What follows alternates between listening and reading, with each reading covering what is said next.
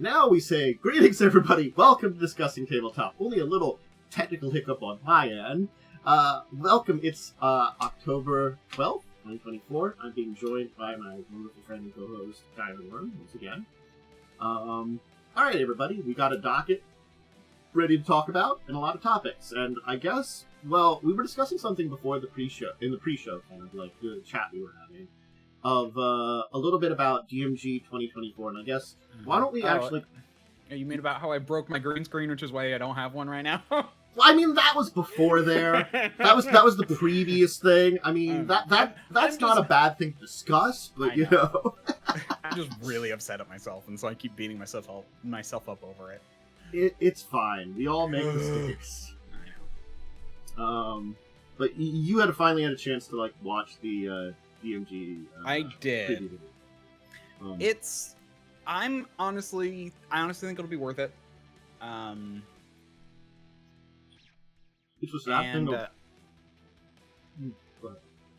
I'll let you say your part before. I was gonna say it's a sad thing. The previous one was so bad. It doesn't take a lot to be worth it. So to cover what basically they put into it, didn't finish watching the one on magical items and crafting. Mm-hmm. Basically, they gave crafting. One of the things though they did talk about in that video is that they gave rules for crafting more complex things like magic items, and like what tools would go into what like object, like wood carve. You need Arcana, wood carving, and magic missile to create a wand of magic missile. Interesting. So it's like, what skills you need to be proficient in. I think the thing about this that I'm going to say is, this is the problem that I think exists kind of a little bit with 5e. Because 5e, you can't really easily get a lot of new stuff. In the same way you could in any Pathfinder game. Or even older editions. Where you do have a lot more times and options to be like, oh hey, I might want to go into crafting. I can start taking those skills or become skilled at it and learn that stuff so I could do it. Like, you have to like kind of think about this stuff as being a character almost, you want to craft stuff. That's honestly very true. It's kind of annoying. I agree. Yeah, because like tool proficiencies, like the fact that you have to basically spend like, I don't know. I should. There are some proficiencies from feats, like skill expert and stuff, which I think small because it wasn't. I think it should be like it's legacy. It pops in, I assume. Oh, hey, where's my 5e book? I'll let it put it over here.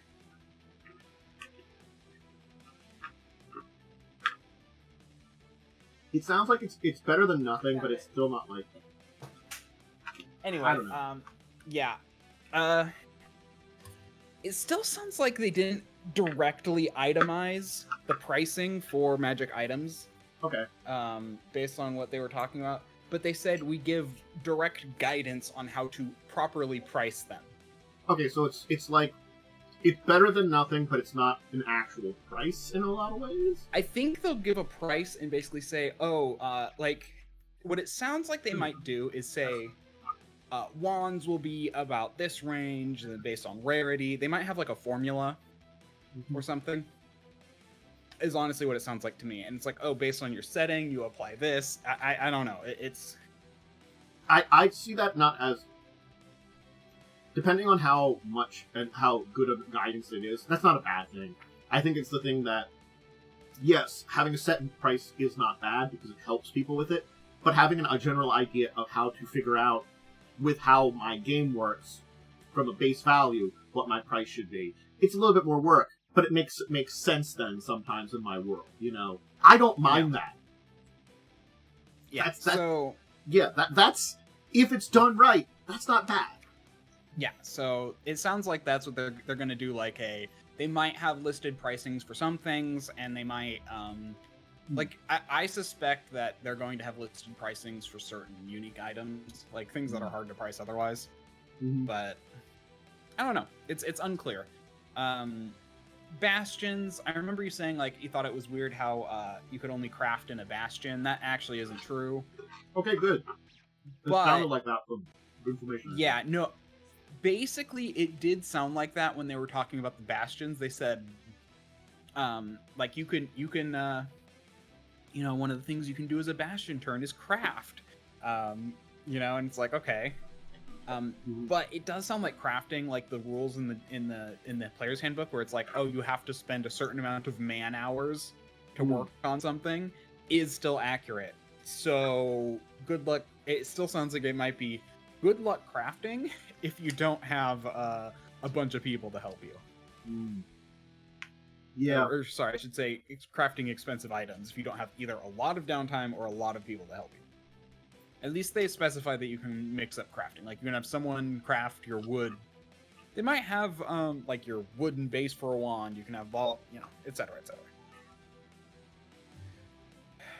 So... The thing is, I've also read a few things about it, but didn't really go into as much depth about the video, that it sounds like people, or at very least, their aim was to make it very new DM friendly, which is not bad. But I feel like a DMG should be both new DM friendly and a useful tool for Pathfinder DMs. So I'm curious about the latter, because you can do both, but are you focusing more on one than the other? It sounds like I think they said the second and third chapter, or is it, are basically, the second one is to new DMs, the third one is to, like, all DMs. Okay. Is I think what they said. Okay, so hopefully again, we've heard them talk about it. We've got some basic information. We really need to see it for yeah, because they said they talked about not just running. Wait. Yeah, but it's still going to be a lot of rules, like a lot of good rules. And they basically put everything that was scattered throughout the book in the last one and put it all into one chapter. Like all of the rules options of poisons, traps, weather,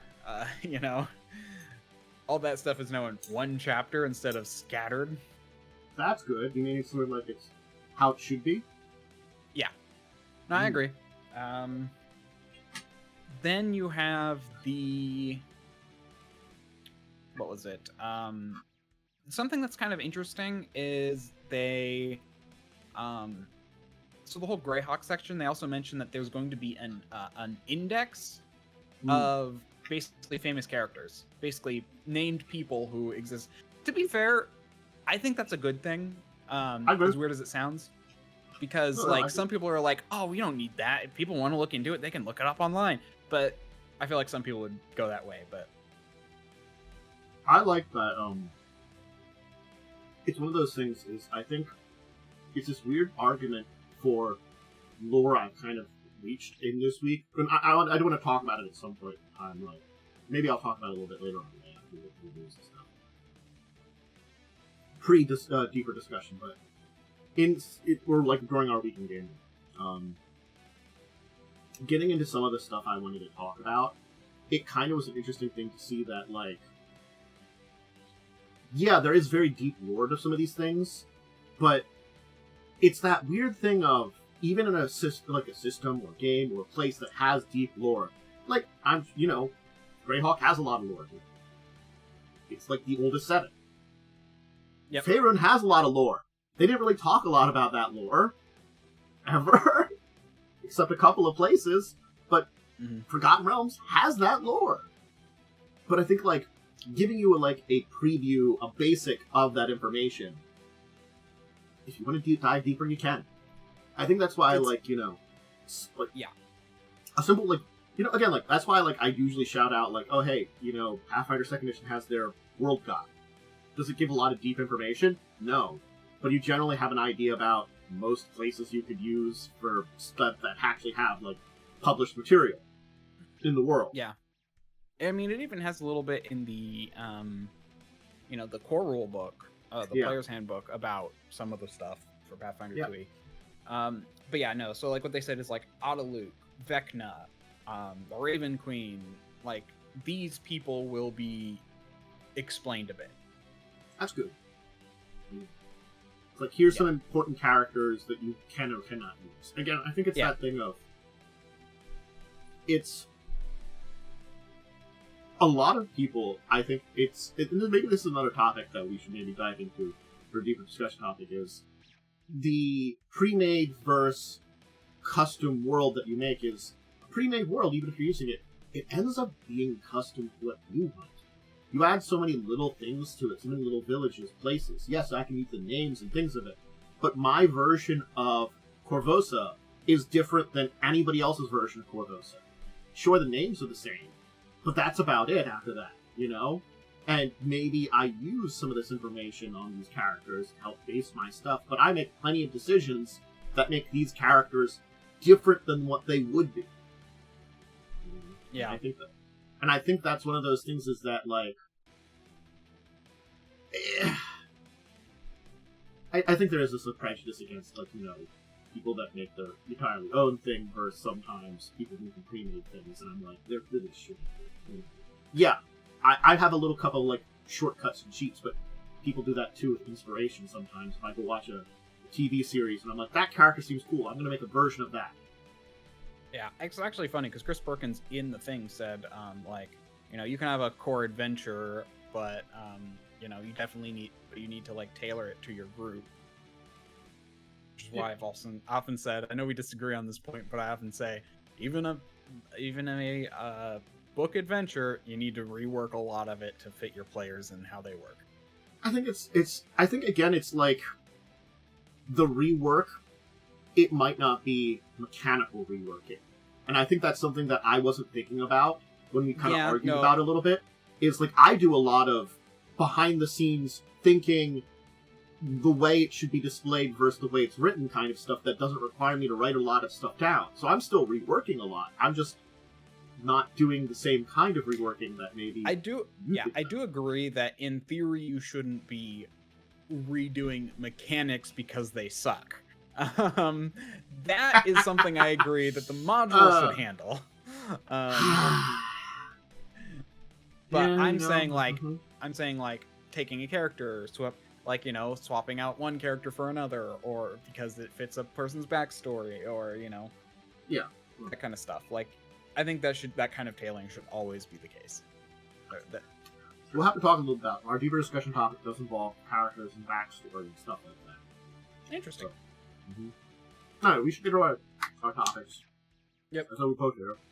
So at least I read that or watched that video. Number one. I'm good. I'll watch more of them as they. There's two more. I think there's crafting and what was the other one? There was the Bastion one. They had one a small one. I think did they have one that was just full Bastion? I believe so. I have them up next to here where I have this, and they also did talk about the DM toolkit. Yeah, Bastion and Toolbox. Yeah. Okay, so those are the three. Okay.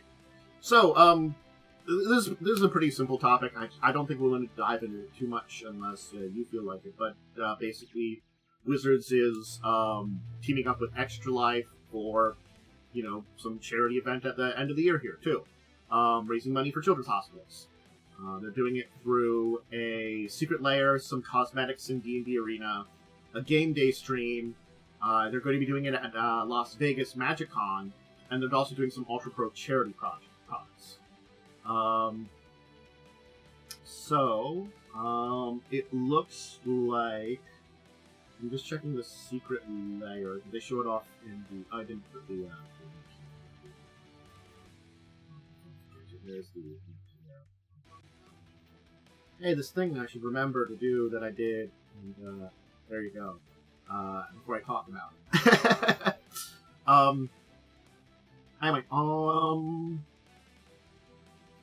so 50% of the product price is going towards Extra Life.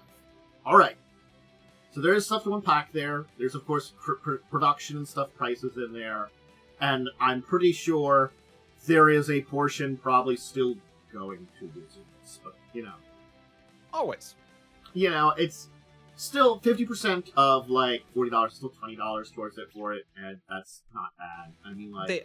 to be fair, though, they generally do lose money. But that's also kind of the point of charities for business. But again, like, I think this is... I haven't taken a look at the price of this. Like, things like Matte and Lightning Bolt, not worth it. I know it's a Lightning Bolt. It's been printed a billion times. It's not valuable. The other three, I have no idea. They might be valuable, they might not be valuable. You'd have to look into it yourself at this point in time. It's going to be available in a couple of days here, and go to the 16th. And this drop will be print to demand. So that's an important part about this one. This one, there isn't a limit number of the printing of it because the charity one. Man, it seems like they're complaining about secret layers. Anyway, they know it's better for people, or I think they know it makes more money in the long run or in the short run, but it doesn't make more money in the long run. Yeah. And in this case, that's the thing. Want to look good for charity, you know? It's more they want, like I said, it makes more money. It actually does make more overall money. It just, here's the thing. You make more money with that kind of print on demand thing, where it's like you actually print an amount. Because that means you get the amount, you know how much it is, and then you can do a print run. Mm-hmm. The reason they don't is for the purpose of exclusivity, which actually does help build hype and make more money in the long run. They obviously will want to get as much money to the charity as possible, which is why they're doing it this way. So, the problem to see about how valuable it is, and it's like a video game cards. It looks like an 8-bit video game with this one character, Tidbit, fighting Nicol Bolas. So, it tells a story. There's some stuff on Arena, the Game Day stream, where I'm guessing they will be raising some money there, and of course at MagicCon. So, again, it's one of those things of, it's not bad to support charity, but I'm not gonna lie here. If none of this it's pronounced Fibblethip. Thank you. I see that word all the time, and I never try to pronounce it. If any of this stuff interests you, great, you can get it, and you can support charity with that. If none of it interests you, just go to the charity directly. You can use your support. No, it's actually a Magic the Gathering character. It's a Monfilus from Ravnica. Yeah, he showed up multiple times. I forget about his existence because I think he's just like a weird. He became like a meme, and then he actually became a thing later on because people liked him. Sort of like the little homunculus dude everybody liked. Now he's a thing. So, there you go. It's charity. Up to folks too if you're interested in it. Or... he was apparently in Thunder Junction.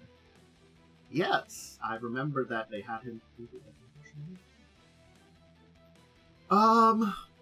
Let's continue our adventures here and our discussions, and we have the new player's guide to the Triumph of the Tusk adventure path. This is the adventure path all about the unification of the hold of Belkazin. Oh, okay. Oh, yeah, that was a thing. So you can play through it. Yeah.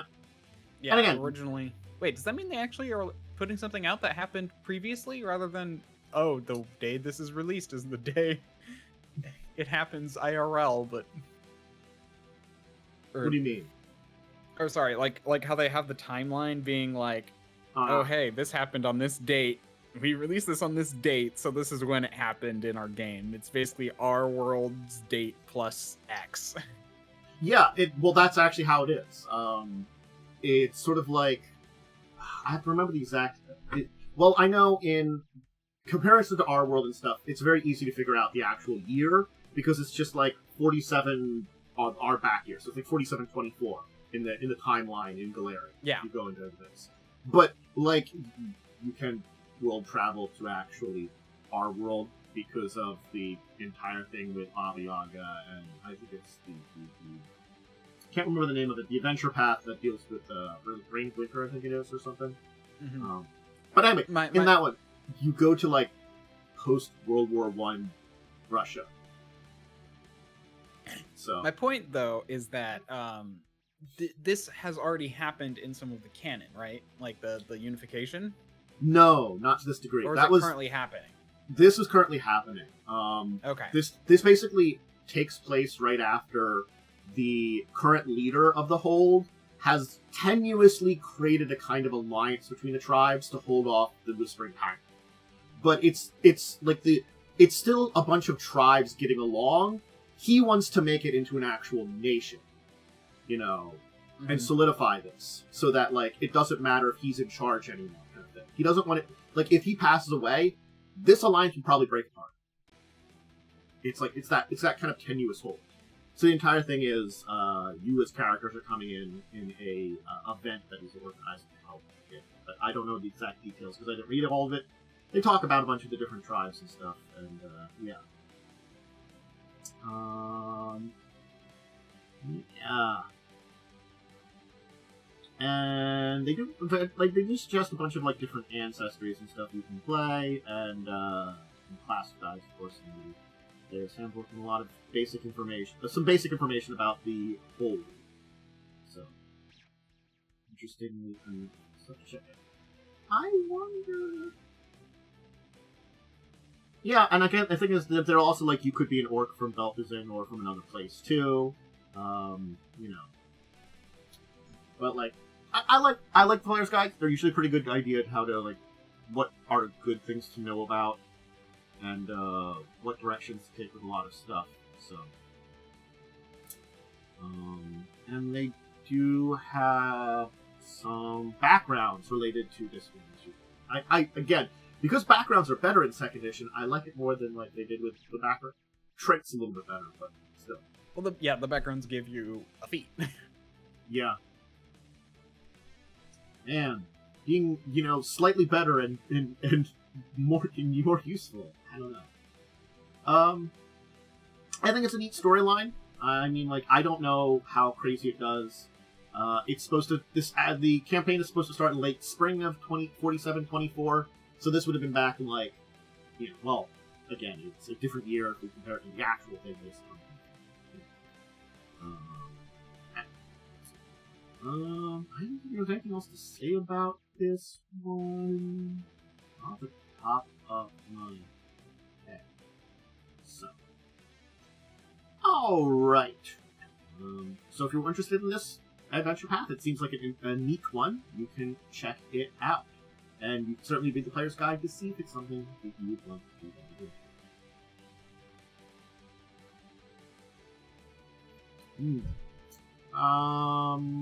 Why don't we talk about next topic?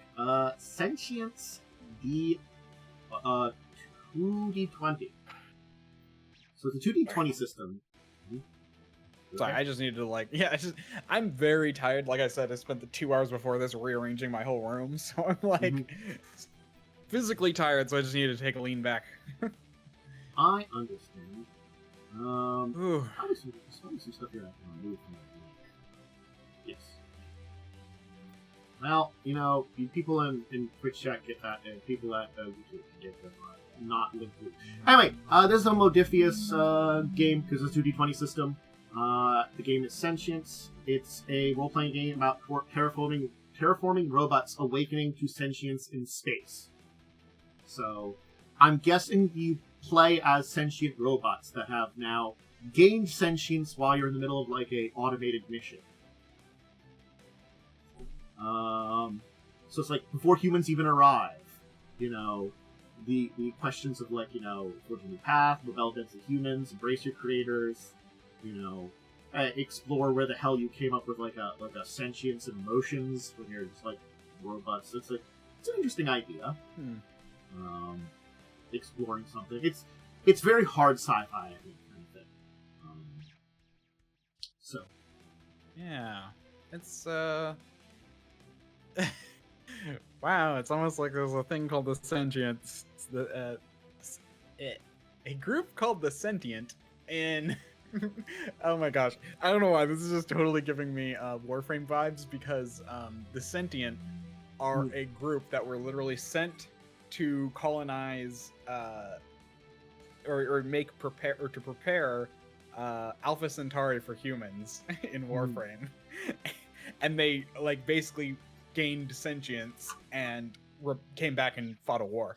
And that was kind of the prelude to that's what Warframes were created to do, was fight this threat. Ooh. Okay. So it's just giving me it's just funny because like my brain went totally down that path. Huh. Anyway. So, yeah, who knows what this one's about though? This is clearly not about that. It's something else, but it's just like, they do have a 46-page quick start where it's a pay as you want, but the suggested price is $1 over on Dracovin RPG. It's linked at the bottom of the page. And they're planning for some other products related to it. So I assume like you could either get just the core or the like adventure pack and Gene Screen together as a cheaper bundle whenever you support it. Do we know the date it's going on? Let me just check. Checking the article I wrote about this. It just says coming soon there, and I don't see an exact date on the page. So it'll be live soon. They just said. That's an interesting idea. Like, we do. Yeah. I'm not saying that we don't get very like hard sci-fi role-playing games, but you know, this direction I don't think I've seen a lot of where you take the role of random robots that have just gained sentience and are like trying to build like a weird society on a planet that you were sent by other people to terraform. It's an interesting, it's a novel concept, I'll say. Yeah, and you can also play. There's like a wide variety. It's like almost like different types of robots for different purposes. Yeah. So it gives a lot of options and interesting ideas too. I saw this, read a little about it, and was like, "That's cool. We should talk about that."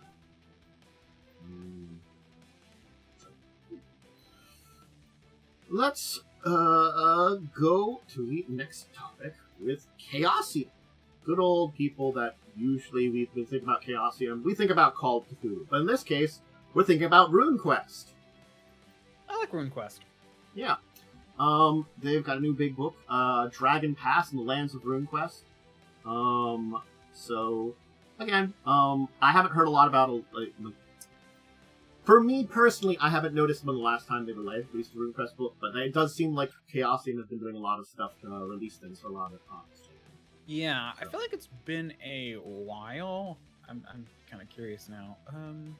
Well, you hear about Call of Cthulhu stuff here and there, but like with Pendragon having their with the last year having their I feel like big stuff, you know. I haven't heard a lot on Runequest. I think from what I'm just kind of looking through their old Runequest stuff. It seems that some of the stuff they've been releasing lately is more based on like their world, their Runequest world. Okay, so they're trying to like build up more information on the world. Yeah, that's not a bad idea. So it hasn't been like new rules or anything as much as it's just been building the world. I mean, world building isn't a bad thing. It's one of those... it also has, and it has been sparse, so it hasn't been very consistent. Yeah. They do have, it does say, according to the site here, it will have some additional character creation stuff, some new occupations and backgrounds for the adventurers, and some stuff for the game masters, like creatures, monsters, and stuff. So it's going to be like this region, we'll talk about this region, what's some people's, like, things that characters could come from this region, some stuff they'd have, what's some monsters that are in this region, that kind of thing. I don't mind that kind of breakdown either. We get that a lot in a lot of more setting-based things. But again, like, it does mean it's like... Okay, there was a gap. I found it. It's 2020. They haven't released much since 2021. Okay. Again, I had thought it had been been a few years. while. Yeah. Or 2022 is the latest thing I found up until now. It was one of those things is when I saw that they were releasing another one, I'm like, when is the last time they did that? I thought that myself and I couldn't think of it, but I'm like, it seems like a neat product. We've been talking about a few Chaosium stuff here and there. Yeah, so it's been about 2 years since they released something for RuneQuest. They've been working on other projects, clearly, though, because they've still been doing stuff. Again, I think it's probably like, because, it was last year that the new edition of Pendragon was? It was 2 years ago. My brain sometimes breaks. I think it was the last time we got the new Pendragon edition. The jerk with the heavy bass or heavy rumbling is shaking my building right now.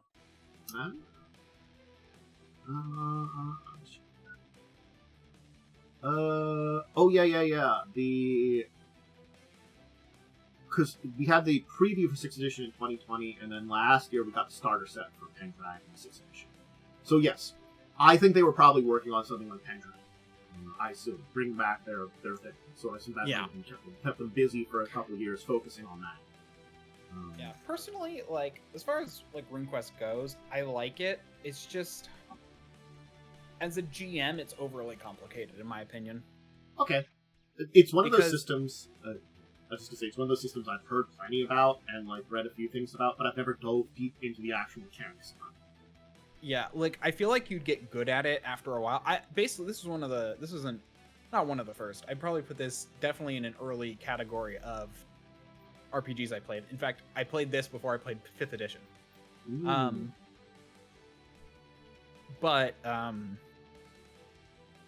Yeah, it was or maybe it was a little after I played 5th edition. Anyway, but the whole thing about it is that creating monsters is basically really complicated. You basically have to stat them out in a similar way that you do players. And so like a D100 system, it's like I have a 50, this has a 66, this has a 92, you know? So and then size is a whole thing, and like that determines things. It's a bit complicated. It's interesting. It's very. The one thing I like about Chaosium's system is it makes it a little bit more gritty because of the way the chance works, and like the way you level up. It's like you level up by doing and so there's like some neat stuff with that. So it's like you actually feel like you're making progress when you use things, and you know your chances actually feel a lot like a 1%. Like in D&D, like you have a 5% chance to succeed or a 5% chance to fail, depending on how you rule it. Sometimes you can actually rule it. Oh no, you don't have the skill, you can't make it. But, you know, I like RuneQuest in that, like, oh no, you technically always have that 1% chance. Yeah. Good luck hitting it when you need it, but you technically always have it. And which is a little bit more realistic. It's like you can succeed by extreme luck, but you're not going to. Yeah, I think And it's definitely more real along the realistic lines in that sense, where it's like, yeah. So, yep, we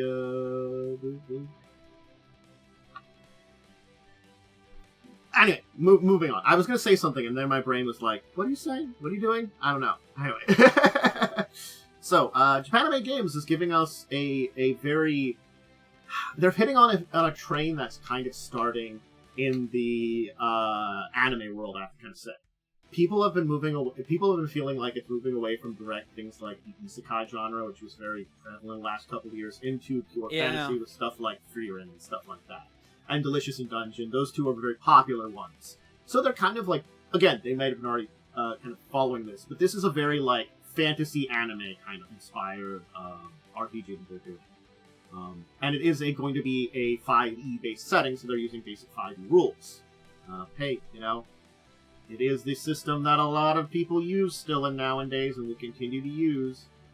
Yes. Loki, you were hiding out there. I see. Sorry. Distracted by cat emergence. It happens more often than not that you think show up. Anyway, 11 days to go, about halfway back on Kickstarter. You can see that the basic book and PDF is $59, and they've got then like more sets after that. It's a lot of subclasses, species, some 3 new classes. They also have anthropomorphic species, supernatural bones, and a lot of other stuff. So they talk about all the stuff they have to put together the setting, and they also have a adventure in there too. So it's going to be a 500-page book.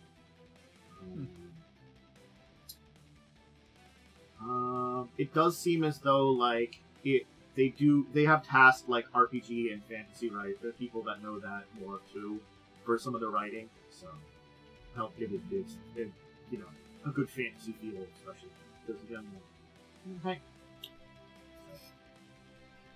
I'm an anime fan. I do like the system, generally speaking, of 5e. So I'm, it's not outside my wheelhouse. So if you're interested in it, check it out. You should run something like one of these.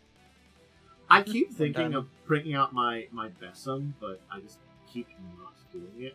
I haven't run a lot of games. I have a lot of games to run. I just have to actually sit down. Same. I just need people who will actually play in my games.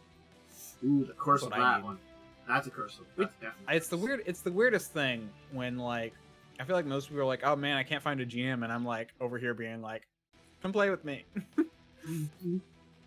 Well, it's also like you want to find players, but you also want to like make sure you get players that are right for what you do. And it's like I do a lot of stream games, so trying to find not only compatible players, but players that also would be great for stream in a lot of times. And it's sort of like that's not always going to be the best, It's sort of like and it's also because like you have to assume that that person's going to bring their A game in your game that you're running, and they might for a bit of it, but they might not at all either.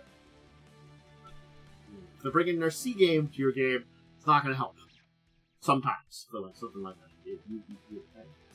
that. So here is an interesting thing. So, for the Ghostbusters RPG, which was released back in 1986, they're going to be doing a event to raise money for charity. They're playing it live at Chicago's Sony Wonderverse for Cho's Miracle Network Hospitals and via Extra Life. They're going to have 6 Ghostbuster cosplayers, which will be live streamed on podcast and Twitch channel. And yeah, it's just got a lot of information on the entire thing. So it's a experience where you can get a ticket there. You can also, they do have a donation link on this here to Extra Life. Hey, you know what? When we talked about Extra Life earlier, this article has a link to where you can just donate to Extra Life if you can't do these things here. Yeah, a lot of stuff going to Extra Life right now. I wonder what they're doing. Well, I mean, this one is specifically, it's via Extra Life for Children's Miracle Network Hospitals, and I don't know if it's the same for the Wizards one, but I guess it's sort of like end of the year, so people related to stuff are doing things for charity. So, I don't know. I'm unsure about, in this case here, because it's a weird, it's an interesting thing of a bunch of people cosplaying as Ghostbusters, playing Ghostbusters RPG, from, I don't know if it's a newer version or just the 86 version. I'm unsure. Who was that person? I'm trying to remember who that person was who did stuff with a while back, a lot of stuff with a while back, who was, like, worked with Extra Life. Do you remember her? Maybe. Anyway, sorry, that was kind of a bit of a tangent. It was like Elizabeth or something like that.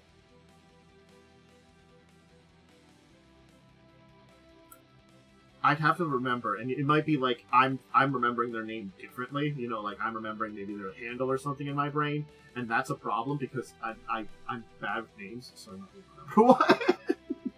When they have actually like other names and stuff, the real names that they like, you should know chatting and stuff. Anyway. Yep. She dated Olirant.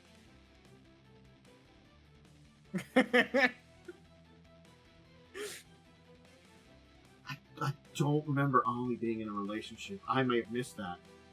Oh, okay. Anyway. Wow. I do not remember that. Which is kind of interesting because he is in, where is he from? England. England. Okay, I thought so. I was like, was it England or Australia? That was my thought. Yeah, and she lived in Boston. It was kind of like a weird long-term dating thing. or long range.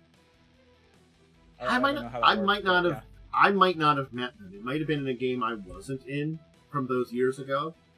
Because I know there's some games going around in that group that I wasn't always in all of them. Uh-huh. So I don't remember that. Or it could have just been like a one-time. I don't think she did RPG. Anyway, sorry, I derailed that hard. Sorry, just 2 actual life things made me think of her. Yeah, no. I mean, that's not a bad thing to think about. Yeah. Yeah, so they're probably playing the first edition. There's a second edition that came out in '89, but yeah, no one has done anything with this RPG. So if you again, if you want to go see it live, you can. There'll be I'm assuming tickets and stuff for the event that'll help raise money for the charity. But like they also will have be up on Twitch channel, so then they got a link there. So the exact details of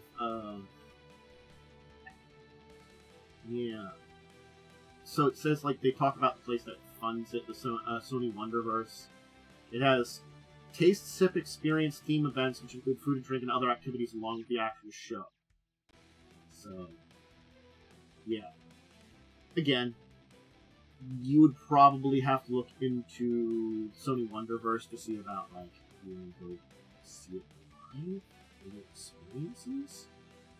I'm not going to do that website now, as it tried to like do weird pop-ups on me or something for a second. Just nothing terrible, but just like it's like I just wanted to click on something and you just put something over top of it. So, While you're setting up the next thing, I want to derail a tiny bit again. All right, go ahead and derail. I just learned that because I turned my thing, so now it's like up against my bed, my desk. I just realized I can put my feet through and the rest of my feet up on my bed. That's acceptable. Sorry, I just figured out I could do that, so I'm like, oh, okay, this is a nice way of, if my feet get tired of sitting on the ground. So, we have. I'm just putting the Kickstarter link to it, but we have an update from the Alien second edition role-playing game that was going to be coming to Kickstarter soon. It's delayed till next year. We know that. Oh. And also, they are going to be including some material from the recent Alien Romulus movie, which I guess, like, I heard it was fine. So, like, I'm like, whatever. I don't think it was particularly a great Alien movie, but I mean, I assume they're adding in stuff from other Alien movies at this point in time, Alien movies, so, like, it's that sad thing that I think there's a bunch of fine movies in this franchise and 2 really good movies, and it's kind of sad. Is the Alien video game canon? Which one? Oh, Alien Isolation. Oh, Isolation? Yeah. Oh, Isolation is... I think it's semi-canon as far as I know. It could be directly canon because it fits in the way the story works, because it is in between Alien and Aliens. And whether or not it really is canon, I can't tell. Oh, apparently Alien Romulus mentions stuff in Alien Isolation, making it canon. Okay. Interesting. So they did. Yeah. It was one of those things that it was it was produced by people that, have the rights, and it is close enough to canon that it could be canon, but it's like one of that weird point in time. And I did know that because that's 10 years old now. That's a thing. They just did announce they're doing a sequel to that. An Alien Isolation sequel. Or at least they're working on it. There was a follow-up, technically, where that character went on to do something else. It was a mobile-only game, though, but before people go like, oh, why would you do it? It actually was designed in a way where it's like you were playing as the main character. I forget her name. It was... I can't remember, because another Ripley, because she's I know it's a Ripley, Ellen Ripley's daughter, and I can't remember what her name was, Anyway, but so Ripley 2, Ripley Jr.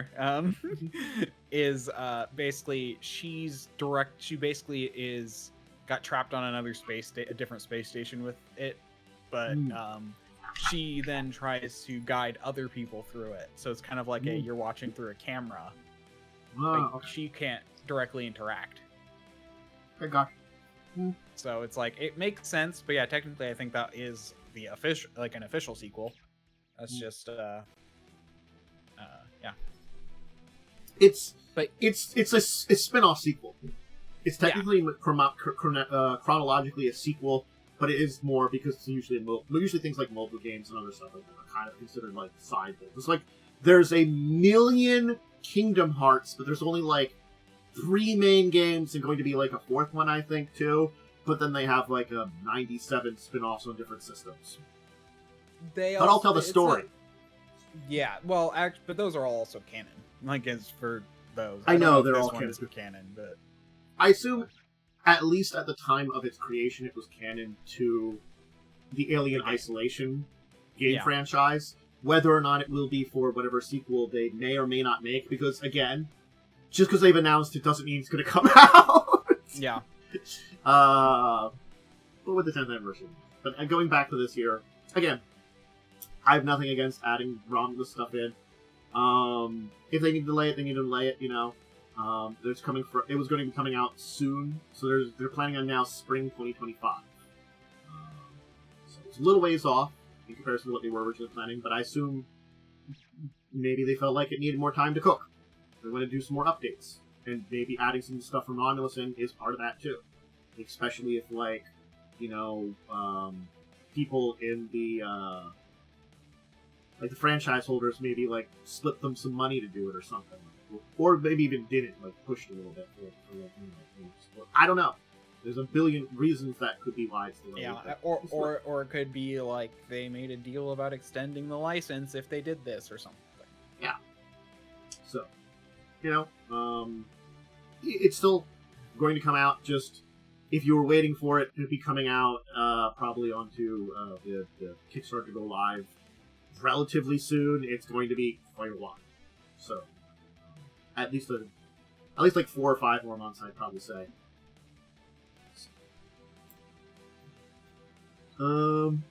Interestingly enough, we do have something to talk about that involves Cthulhu, but it doesn't involve World War II Cthulhu.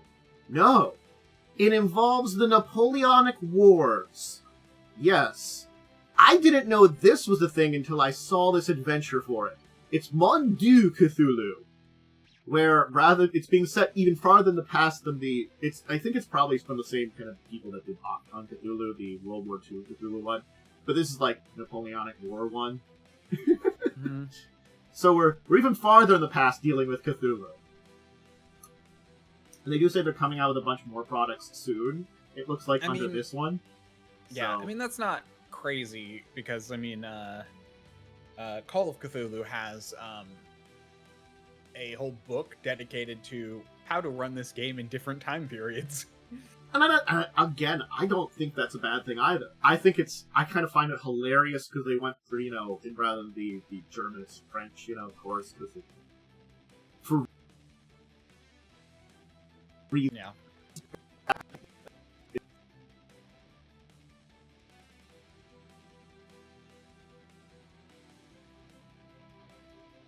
Oh, wait. I think your sound cut out.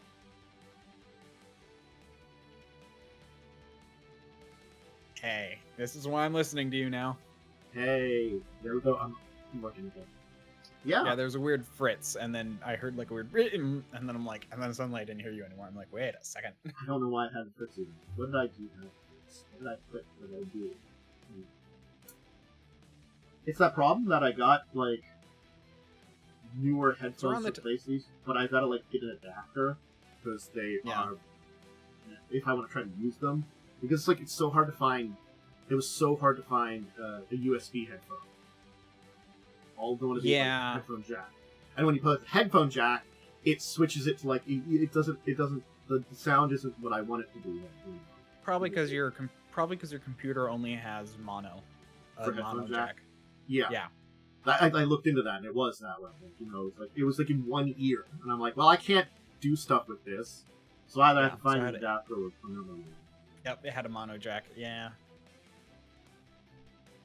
But yeah, you can find plenty though. I couldn't find. I have to order them. I couldn't find it.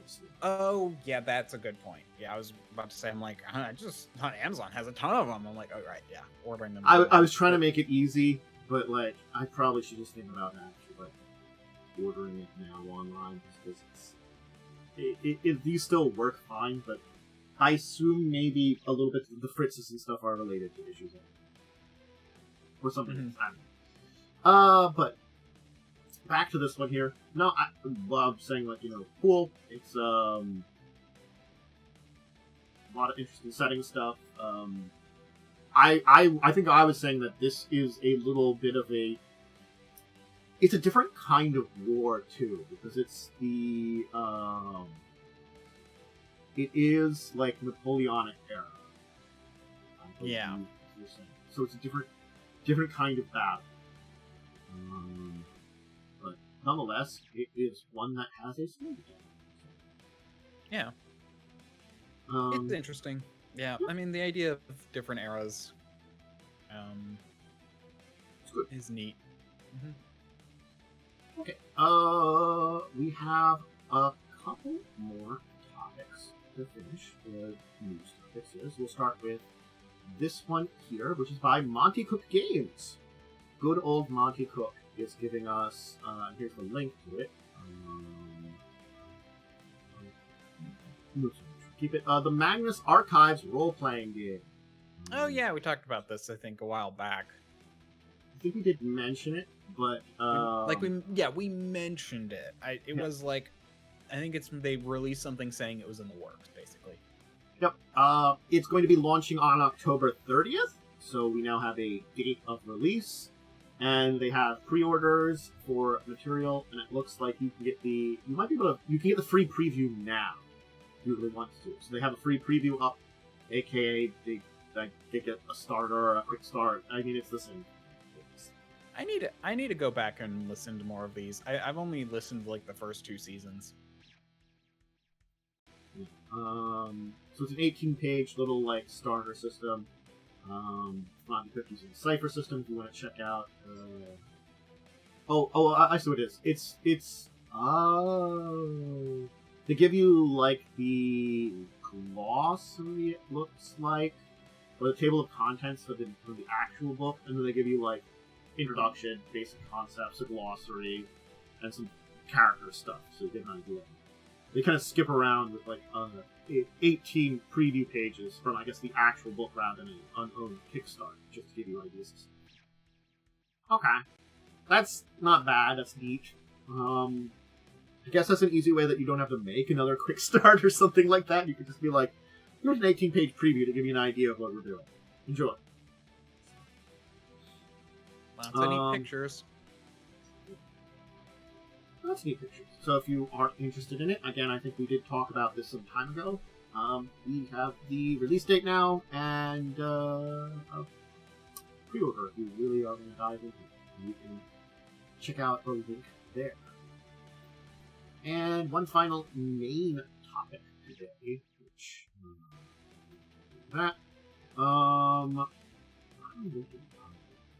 so I think we talked about this a little bit previously. But Edge Studio is doing an Arkham horror role-playing game, so it's more based on the board game version of Cthulhu stuff. We talked about it because they put out a starter some time ago, but they actually are finally releasing the core rulebook. We've had a starter for, I think, like, maybe a few months or something. I don't know exactly when the release date was. The starter was released in August, at the beginning of August. So it was a couple of months ago. And we have a release date for the core rulebook, November 22nd. So it's a little ways of difference. They just had the starter out / introduction to begin with. But I think if you have that set up, that's also not a bad idea. People can try it out, see if they're very interested, and then kind of wet their whistle on the starter before they get to the full book. It's Roaring 20s. It's Cthulhu-based stuff. We're doing it twice today, Cthulhu-based stuff, but hey, twice the releases this week. We're talking about topics, Yeah, a few weeks ago, I finally finished listening to all of the H.P. Lovecraft book or stories. Ah, interesting. I have not finished all of them. I just never got.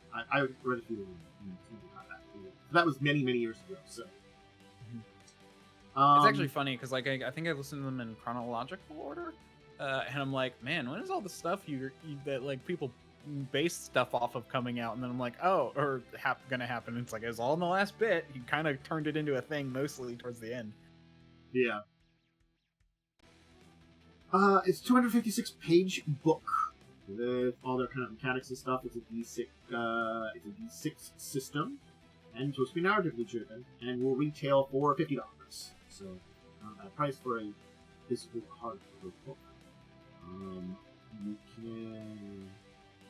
Again, like, if you're familiar with the Arkham Horror tabletop-related stuff, you are probably familiar with some of these systems. I like that they include a map of Arkham. I mean, it's interesting enough, because, like, well, the edition before the current one of Arkham Horror had, like, a physical map, and then they were like, well, you know, we're kind of walking away from this. Then, you know, you can build your own Arkham in third edition. It's like more tile-based. I don't mind that, but I did like the original. Interesting. Yeah, I think one of the more interesting things that I heard is like a lot of people in the like you got to remember that basically most of the stories happen in the Boston area. So if you really want to like think about it, everyone should have Boston accents. Yes. This is incredibly true. It is like Oops All Boston. In a lot of ways. Okay. Shall we dive deep? I have this out of... Oh, I forgot to put the thing in here. Forgot to put the slide in here. I'll just leave our week. I had another slide, but I put it together afterwards when I figured out what our topic was. Our topic is story versus roleplay. What the hell do I mean by that for a deeper discussion topic? What do I mean is, it was something that came up, and I thought about a little bit, in the way that our adventures, especially at Crimson Queen, because Crimson Queen has me come up with this idea a long time. I have been trying to do a lot of very deep and like story stuff for the characters, but part of me was like, oh man, Lightning's kind of resisting it for Zardos. But then I thought about it more, and I'm like, no, it makes sense because of the way Zardos was introduced and the connection Zardos has to the overall story in comparison to everyone else. And I think it was an intrinsic problem with the story of Curse of the Crimson Throne in comparison to an adventure that would be very much more open-ended and introduction of characters. The nature of the story makes it personal for all your characters by the way. First part, granted, you finish your personal thing, but it makes the story overall personal. In the first part, you fight Beedrick Lamb, It's a personal thing for all of your characters. It connects you all personally to whatever's going to happen in the future. Connects you together personally. And Zardos is a cleric who's doing things for the right of the city, and because it's the right thing to do, because it's what their god says. They don't have personal stake in it. They don't really have a need for a personal story the same way, because it wasn't established by the way they were introduced, and there wasn't a good way to introduce a high-level character at that point that could connect it that personally to those early stories. And I'm like, yeah, no, if I had thought about that, maybe I could have come up with something. It wasn't impossible, but it wasn't really an easy task to do with the kind of thing they set up for it, and, more personal attachments that make sense story-wise. So I think it's an interesting thing of, the connections I'll be honest, Lightning sounded less resistant because, he didn't, think that there was a story to be had as much as he just didn't want to waste time on his story because he kind of wants it to end. I think it's a little bit of both. I get the feeling it's both because I feel like there's a tiredness to a degree past Scarwall, and I'm hoping to get a little bit of invigoration past after that. But again, Scarwall's a lot of episodes, and the next part here is even if I do a lot of story things, it's probably not that long. If you do the minimum stuff, I just was saying if you had any cool ideas, I'd do them. But if you did minimum stuff, you'll probably secure it for it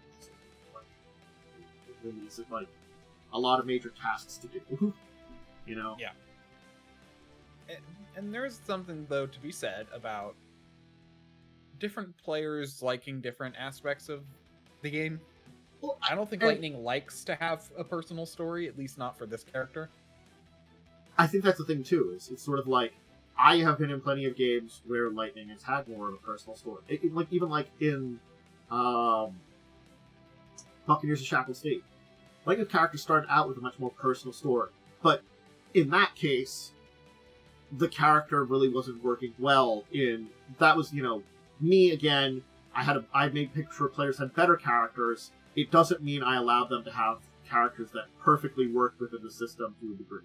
Because it's sort of like, I reflected on them, like, that character will work. It's like, it's a pirate game. You have to kind of figure out what works in a pirate game. I thought characters would work in a pirate game. There were a couple that had trouble. And that's me not reading pirate game, ship game as well in my brain, I mean, yeah, it's a little bit on you. It's also a little bit on them not to know like what they're getting into, but then also that kind of puts back a little bit more onto you because you should be able to explain to them what they're getting into. It's a cycle that I understood kind of what the problem was, but it's also like, man, just had to deal with it, And again, I think it's the entire thing of, it's not that a character can't have a personal story, too, and it's trying to figure out the good balance, both, it's like this, it's a three-branched balance. It's not just like balancing one or two things. You're balancing the story you're telling. You're balancing the characters and their personal stories. And then you're balancing how things kind of connect together between those two, if they do or they don't. Because again, like, even if they don't directly connect with it, their personal stories that you're already balancing have to be balanced with that. And it's this, like, issue of, like, trying to find this, like, balance between these three things that tells a good story, allows a character to develop, but doesn't also detract from either the game or other role-playing moments and stuff, too. And, I think it's working well for the players that have been there from the beginning. So the Ada, Condis, and Avona have had pretty good stories and developments and directions they've gone in through the story, but you started out with very deep personal connections to it. And I've tried to allow those connections to develop without stifling them, but also keeping on the story, and that's the balancing act there, because the character, like, your story breaks away from it very early on, but then again, it's this mess of, like, trying to balance these things out, and it's just, I'm doing my best, and I reflected on it a little bit post our session there a little bit more. It's like, it got me thinking about it, of the balancing act.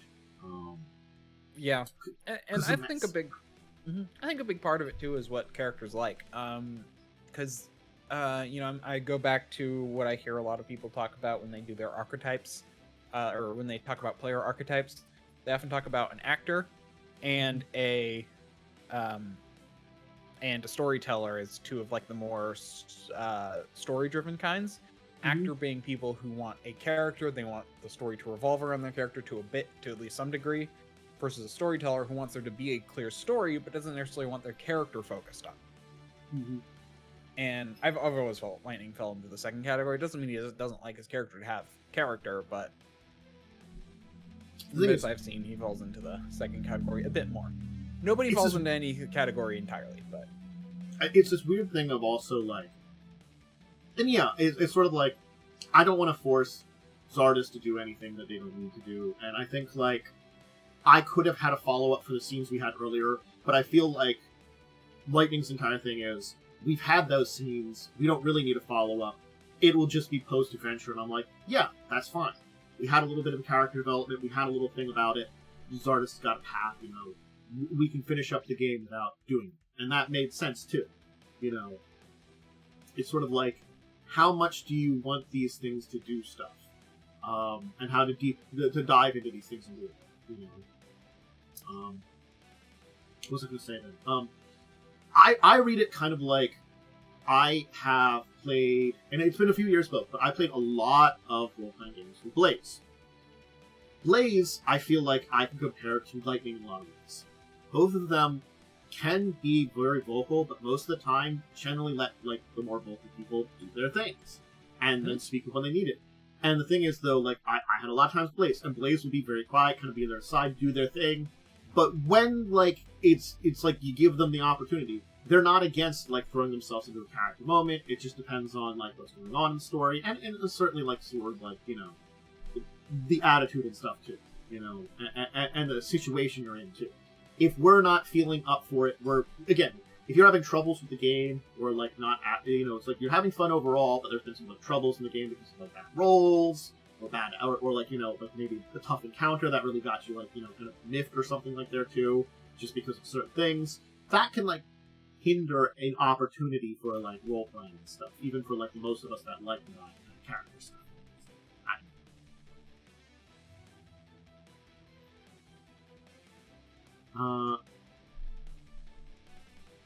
That's why I was saying, like, too, I think in this situation, Momo, the pre-made adventure hurt things a little bit, too, because all of you, the 3 people, out of the 4 people, 3 of you are from the beginning and have that character, was able to develop that personal connection to the story. Even if land stuff was finished, you're personally connected. Lightning's just kind of there. I think I felt it, too, with kind of, like, Ronnie was just kind of there. It was harder for the characters to get into the story because it already wasn't their story necessarily. It's this weird juxtaposition on it. It's very much so Joe coming in the middle, like the back end of Buccaneers and becoming a pirate lord, but Joe, as a person that is a very heavier role player, was much more able to jump into those points of times and make it work. I think if you're coming into those situations like this one, you need someone like that to have it, or you have to have, like, it's the core problem that Adventure has. You know, there's a core problem with these very long adventures. That's another reason that I'm thinking of, like, doing some smaller adventures in the future, too, because then it's a lot less trouble sometimes. Or, like, you know, I've been thinking about, like, you know, if I do another adventure path, I will maybe go for what you talked about, more deeper rewrites and stuff like that, just to make it like a little bit more my story. And yeah, peak 5, 20 is fine. I'll agree on that too. It's an unfortunate thing that, like, it for different reasons, it still does suffer at high levels, like 5 does. So it's a juxtaposition that is a constant fight for DM. I wouldn't say it's a fight of DMs versus players. It's a fight that DMs and players are taking on together. As a DM, you gotta keep the story going. You gotta present the story in a good way. You know, that's the constant fight you're doing. But again, like, you also want the personality. We were just gonna finish this week. Maybe talk about our week if you want to hop in and chat about this a little bit. Yeah. Basically, yeah, we're basically doing the discussion and then our week. Yeah.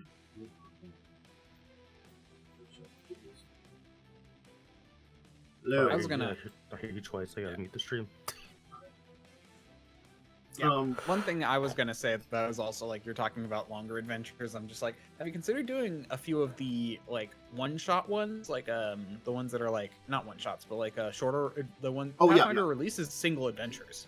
Well, I was considering doing. It's like one of the things I'm not the biggest fan of Tui. I played it once. I thought it was fine. I would like to play it more. I do like that the adventures are generally shorter. They're usually 3 books instead of 6. It depends. They release both sets. They basically are experimenting with different ranges. I would prefer a 3-book adventure to a 6 because, man, it's a long commitment. Which is a 4-book adventure. Mm-hmm.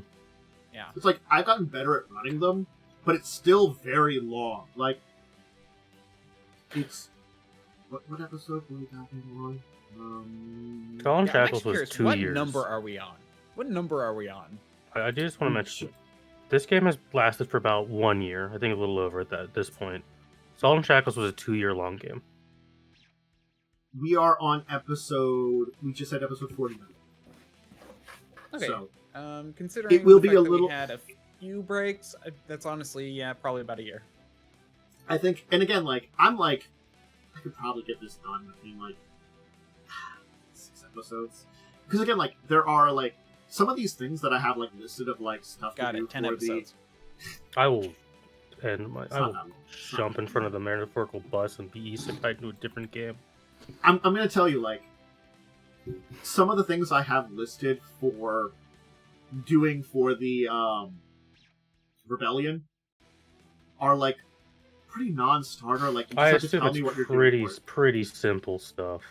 And then there's Yeah. going to be some, like, here's some combat. Here's maybe, like, an RP segment. And then here's some, you just tell me what you want to do here.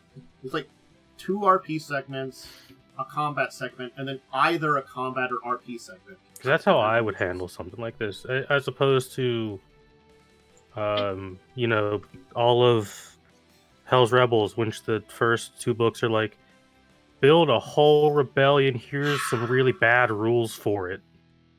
It's fortunately they don't do much like that. They're just like give some like, and again, like, already with things established, I've kind of changed things around. Like, I got rid of a couple of things that they had kind of suggested because I have replacements that you've done, that you've already set up, you know. And then it's sort of like after that, it's you just do it. And yes, it's get the queen, but it's a little bit more complex than that technically. But if you get enough information, or you can send some people to do that for you, it's kind of like that thing.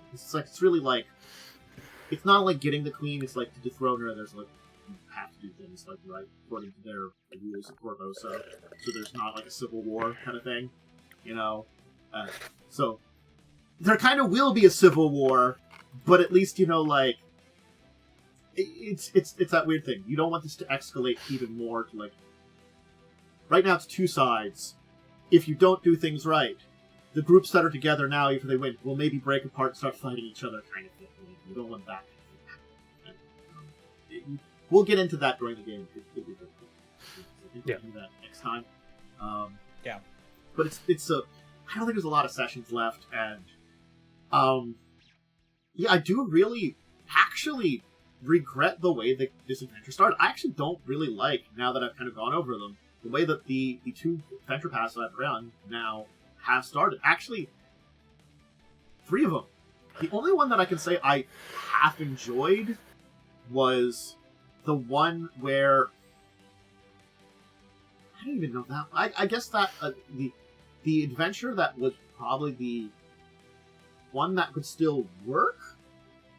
You know, with the best introduction was like Rise of the Rune Lords, because it's just you fight. Rune Lords does have a good introduction. And the thing is, like, you guys are good as heroes. Other people could have been heroic too. You could just be, like, later on if you need other characters, like, yeah, I had helped out with the fight, you know, I was working with these other people, you know, I know you guys saved some important people, so you're very heroes, can I help you out? You know, you still have that stake of, you were there during it, there's a lot of people in Sandpoint, you could just be someone else. I think the more personal an intro is, the harder and worse it is. Mm-hmm. For, like, getting new folks in. Yeah.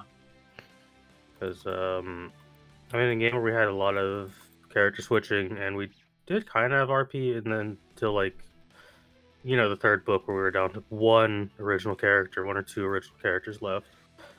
Carrying on, that opening is really bad for new people to come in on, because that hinges on you knowing a dude. Sort of like, my experience with Carrion Crown, I compare it to an experience where someone rolled, so like Giant Slayer or something like that one. Mm-hmm. Someone ran that one, and I was in it for a while, and I just reflected. We got through a lot of it. I was the only character that had been there since the beginning. Yeah, that happens and sometimes. Something happened to my character, which was like, you don't die, something possesses you and you're no longer yourself. And I was like, I'm done. Yeah. At that point, like, what do you do? Yeah, it's like, it wasn't even like, I can't play my character anymore. It's sort of like, and it was just like, I basically went to gather water while we were surviving, and it's like, well, you encounter something and it murders you. That sounds like Pathfinder. Yeah. 3.5. That really does sound like early adventures. It wasn't early adventures, though. It's the person just was basically looked at all the random encounters and like, yeah, we're using all of these. Yeah, but like early D&D was a lot of that. I know. At least around the 3rd era. Yeah, there's like, here's a table, there's stuff on it. Well, if you pick the wrong one, you kill someone. Well, it was the person loved to use everything that was in the random encounters and constantly throw it down whenever we rested. I've had DMs like that, and I don't enjoy random encounter games personally. No, I like them. I think they can be fine if they're not overused. And I've had some DMs who absolutely overuse them. Yeah. personally, I That was like to use random encounters as a potential. Basically, players are like, oh, like I don't think like it should be like, oh, you roll every time you travel or something. Yeah. It should be like, okay, you guys are pushing, so we're gonna roll now. You guys are, or you guys are resting in a dungeon, we're gonna roll now. Yeah, I think those are fine.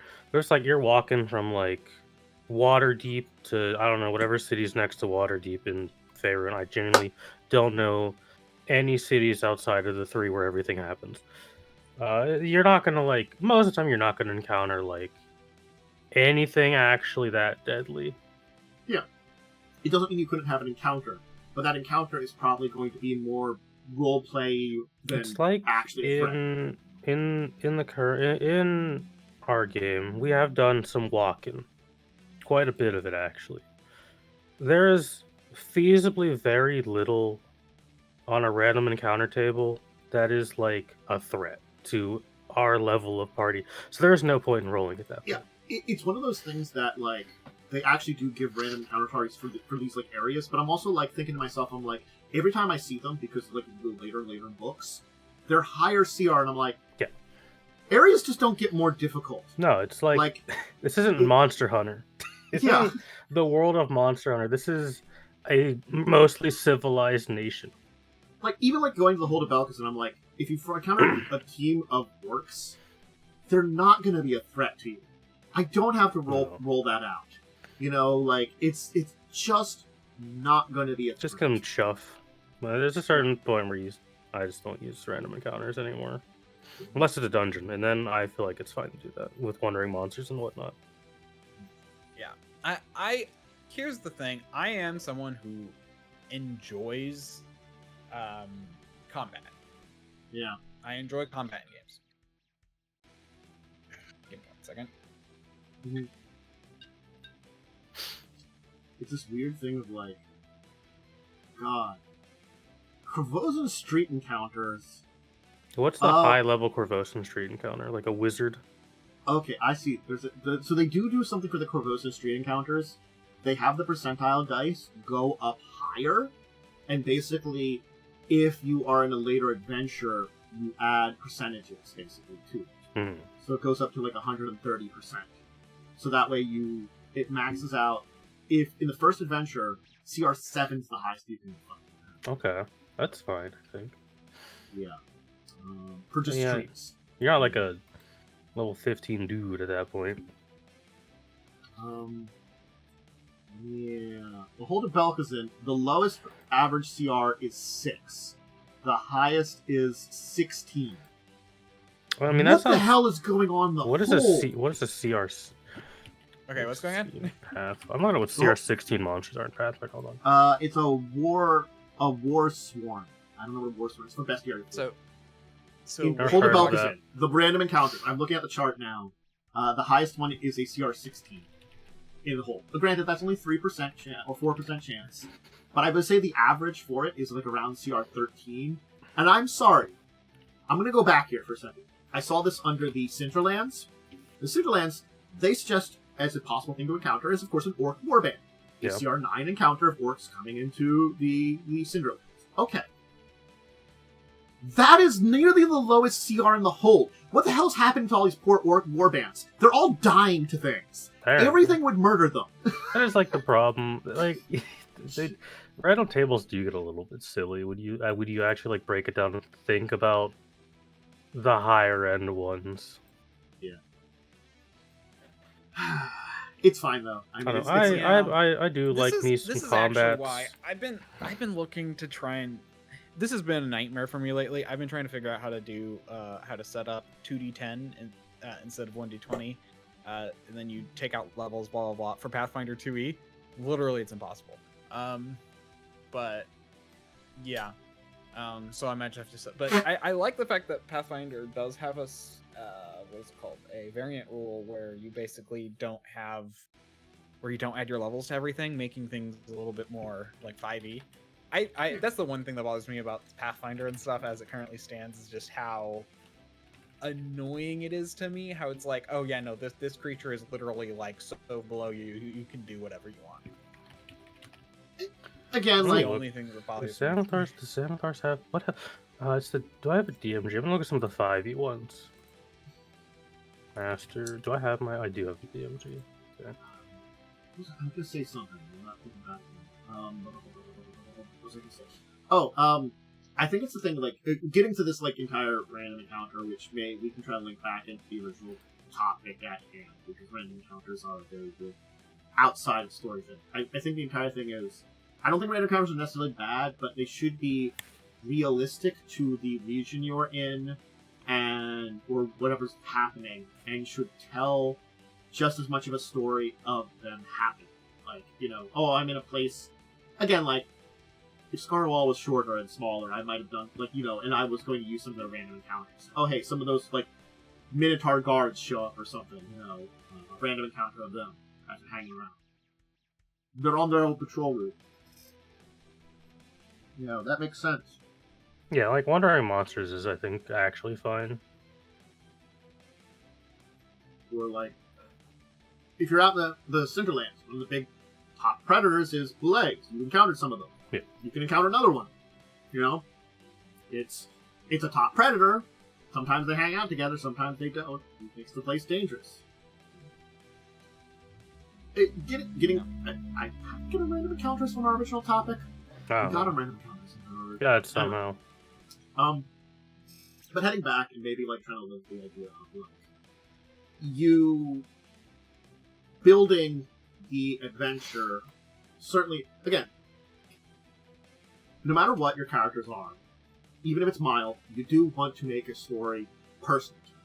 Whether or not they're emotionally involved in it, backstory-wise involved in it, or just like, the whatever's going on drives them to be involved in it. You want at least them to feel like they have to. It could be duty too. I feel like having a emotional kind of like, this is my duty to do that, isn't a bad feeling too, and that is a thing that a character can have that is very mild, and you're not like extreme emotions. That's like, haha, I must do this. But again, it's that kind of balance between getting too much personal and too little personal, and then also, again,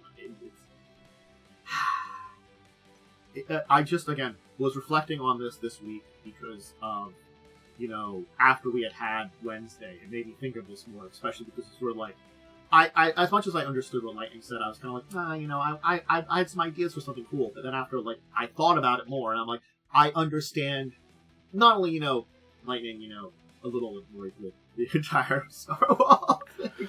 Nah, Scarwall was kind of frustrating. I think it had some frustration.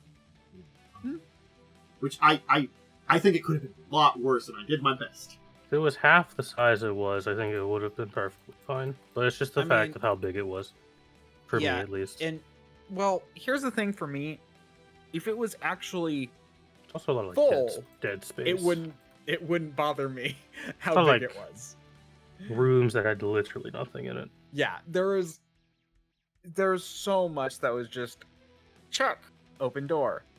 And the fact that it's like, it's like... Also, undead, which do exemplify some of the worst mechanics of Pathfinder, and haunts, which are just kind of really annoying. I think the problem is like, if I had made a version of this at, let's say, 5th level, it would have been a lot better. It would have been a lot more physical things, physical monsters, maybe some ability damage, not that much. You might have still had a eventuation of the rest. It's like, man, we fought that one shadow in that room who's pretty deadly. Shit, man, we managed to defeat it using our combination of magic and, Joe's one magic sword he's got, or something like that, Because 5th level, low level. But still. Well, there's one thing Joe is known for, it's having a collection of magical weapons. He does actually have a collection of magical weapons. It's like, I guess I'll keep this. just keep giving them to him. He's the Swiss. He brings out the Swiss Army glove of magic weapons. What's it gonna be this? What's it gonna be this time?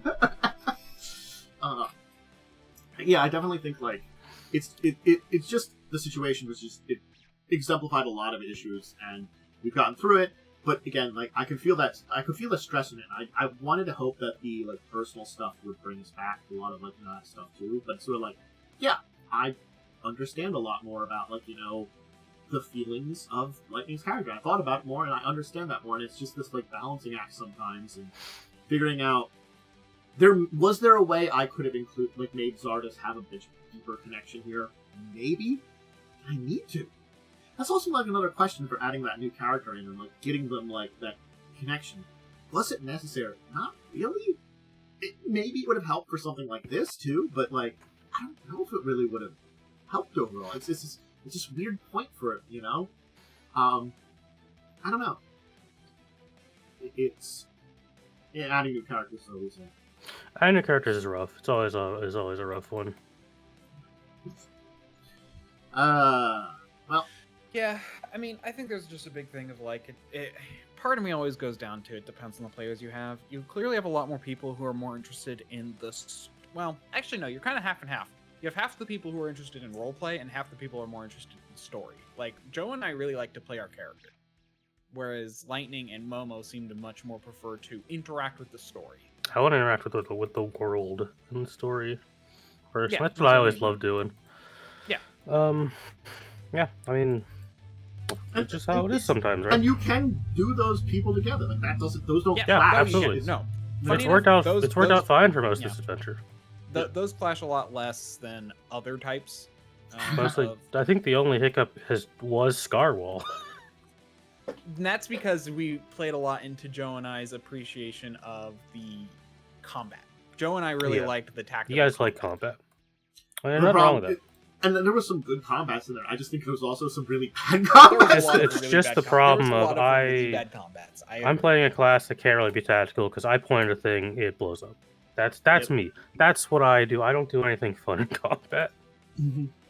Yeah. If I was playing a fighter or like a maneuver character, that'd be different. But I'm just playing a wizard. I think it's one of those things that it does boil down to in a lot of role-playing games. It's hard to have a lot of really cool options. Yeah. Sort of like, Joe's done that by having, what sword am I going to use this time? But other than that, really, all that Condis does is roll attack, hit things with hammer. Roll hammer. I cast some form of fire spell or Finger of Death. Yeah. I'm not gonna It is like the most diverse character for combat we got. Yeah, it can do a lot of cool. And it can do a lot of cool stuff. I have 2 stances. Yeah, you got 2 of them. That's more than I got. That switches things up though dramatically because it's like, you know, and like, yes, you've also got the wild shape. You have much more combat. You have more choice. Actually, yes, and actually that's why I ended up really liking what I ended up with is because I was trying to get that for a while out of this game. And it was very hard until I finally got it. Like, look at when I played the monk in book 3. I think that's when I played him. I did a lot of more interesting things in combat than I cast, like, Scorching Ray or, like, Fireball. Or I hit dude with a sword. I'm not going to say that I hit things with a stick isn't a bad, necessarily, character, too. Like, you know, combat-wise, it's that balance between combat and out of combat too sometimes for characters. That, you know, maybe your character is very simple in combat, but really great out of combat. So, like, I tend to actually go to those kind of characters a lot. I just be like, well, my character does, like, a thing in combat, but I really have a lot more out of combat use, you know. I've been doing those a bunch lately. Not all of them, but I've been doing a bunch of those. I accidentally stumbled into that with Parent, because I was like... that became an issue with some fights, actually. I didn't realize in the beginning this was going to be the pacifist paladin. Yeah, you did pick kind of the pacifist one. I didn't. Which makes combat hard. It really does, and I'm trying my best to not be like a completely outside of it, but it's like shit, man. Mm-hmm. It's just like I guess it's also a reason why I'm like kind of want to retire. Like that's why I don't know if I'm coming back on Monday or not. You know? What paladin were you? Were Redemption? Yeah, Redemption. I know I'm probably not going to. I'm probably not going to join for whatever River's doing next for now. But for returning to this game, I don't know if I'm coming back just because like I have to see if like there might be something I was going to be doing with some other people that like they asked me why I was doing it. If I'm doing that, I'm doing that. If I'm not, I'm not. I don't know. I haven't decided on that. But regardless, though, I did want to, even if I do decide to come back, maybe do someone else because like as much as like Parent's been cool and fun, I kind of want to retire just because it's like being a Redemption pound is really hard. Oh, it's like, in my opinion, the worst paladin. Not because it's not powerful. It has some cool abilities. It just doesn't really fit 5e. Yeah. But I guess we can talk about our week in gaming because we've been talking about we can this. do that. We did have the finale of River's game for now, where I guess parents walking off into the sunset. We finished up. Gets isekai to another world. Again? Yeah, I don't know which one this time. We'll figure that out. I'll have my pseudo dragon and my mimic with me. Shows up in like the fucking VTM. Gets eaten immediately. Mm-hmm.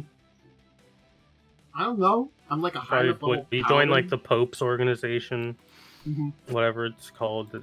I don't know shit about VTM. I mean, being a halfling, I assume like changelings would find me and recruit me or something weird. You know, it's sort of like, well, I'm a halfling from another dimension. Anyway, we like finished up the test of whatever it was. I'm not gonna lie, it was some kind of weird test dungeon, and I really didn't necessarily understand what was going on because it. Like, I know my character was recruited for it, but, like, the entire, like, establishing we were going to do this was not involving me, so it was like, I kind of was a little confused about it, but... It didn't help that I made the session infinitely more confusing. You did. Because you switched characters with an NPC. Yeah, because I made the NPC disguise as me, and then I disguised as him.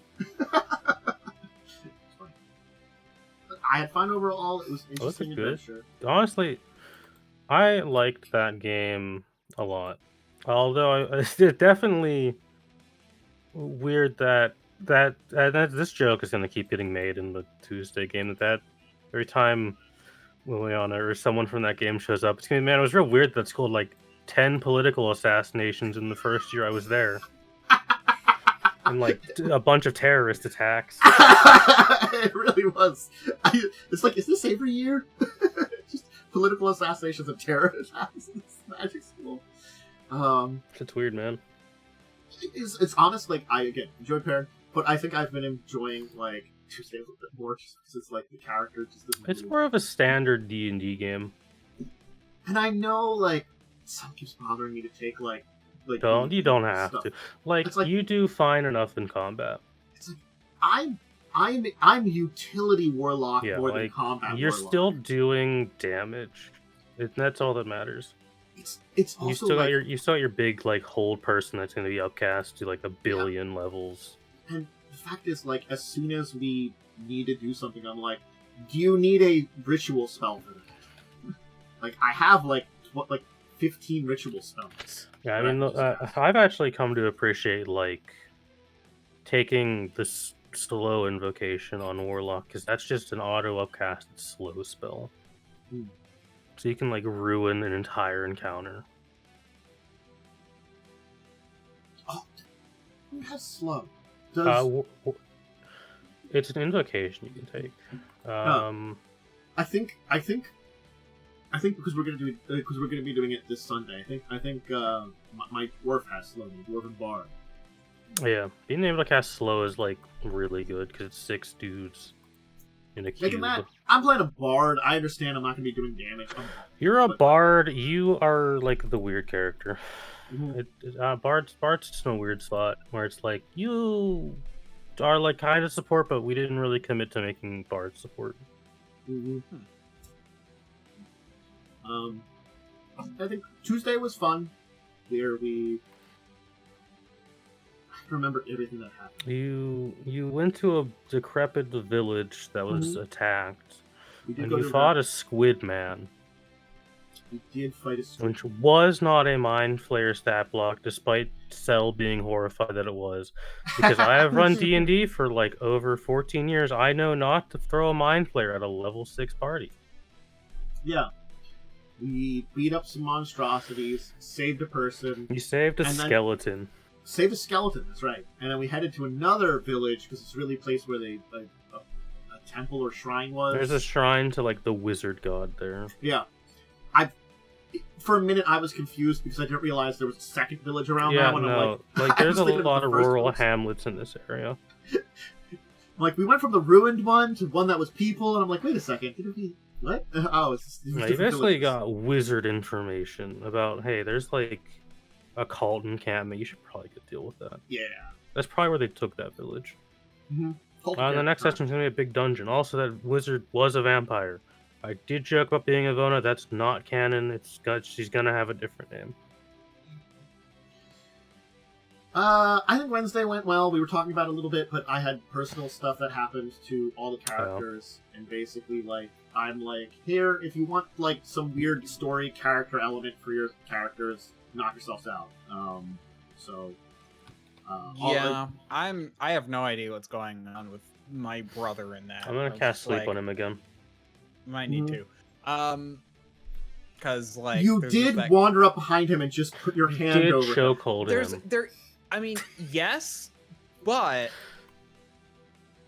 I have a feel. I'm hoping he's more calm when he wakes up, but maybe not. So I don't know why. I was under the assumption that your sibling was kidnapped recently towards the start of the game, and not like that was a years apart thing. So I'm like, wait, why is this dude an adult now?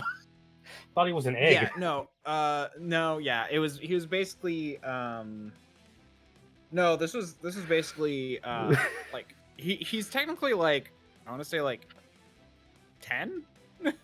People who kidnapped him magically aged him or some shit. He's not like really an adult. Like, I think he would be like maybe teenager for that's like base.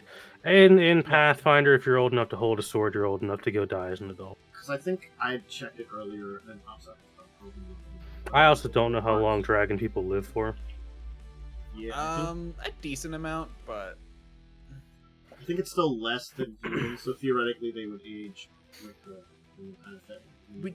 I think they live about as long. I think they live slightly longer than people, but they do age quicker. They're very they're very much. They didn't actually have age ranges because of what they were, and the fact that there's like no information about them. Yeah, they're like in one book. Yeah.